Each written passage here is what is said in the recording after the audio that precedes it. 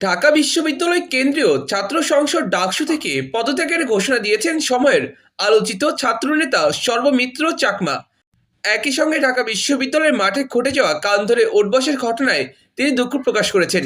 আজ এক ফেসবুক বার্তার মাধ্যমে নিজের পদত্যাগের ঘোষণা দেন তিনি, যেখানে তিনি লিখেছেন, আমার ভাবনা শুধু ঢাকা বিশ্ববিদ্যালয়ের নিরাপত্তা। আমি বিভিন্ন জায়গায় হাত দিয়েছি, চেষ্টা করেছি সমাধানের, নিজের দায়িত্বের বাইরে গিয়ে। কিন্তু যত যাই হোক, আইন তো আইনই। এই দায়িত্ব পালন করতে গিয়ে আইনের ঊর্ধ্বেও যেতে হয়েছে পরিস্থিতি মোকাবেলায় ও নিরাপত্তা বিধানে, যা আমার ব্যক্তিগত জীবন মানসিক অবস্থা বিষিয়ে তুলেছে। আমার আর কন্টিনিউ করার সক্ষমতা নেই। আমি পদত্যাগের সিদ্ধান্ত নিয়েছি। কারো প্রতি অভিমান বশত বা পরিচিত হয়ে এই সিদ্ধান্ত নেইনি। কাজ করা যেখানে কঠিন অসম্ভব, সেখানে পথ ধরে রাখার কোনো মানে নেই। গতকাল থেকে সামাজিক যোগাযোগ মাধ্যমে একটি ভিডিও ছড়িয়ে পড়ে, যেখানে দেখা যায় বহিরাগত কিছু ছেলে ঢাবির মাঠে খেলতে আসলে সর্বমিত্র চাকমা তাদের কানে ধরে উঠবস করান।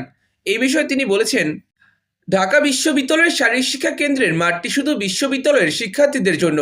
দীর্ঘদিন ধরে বহিরাগতদের অবাধ অনুপ্রবেশ একটি গুরুতর নিরাপত্তা সংকটের রূপ নিয়েছে।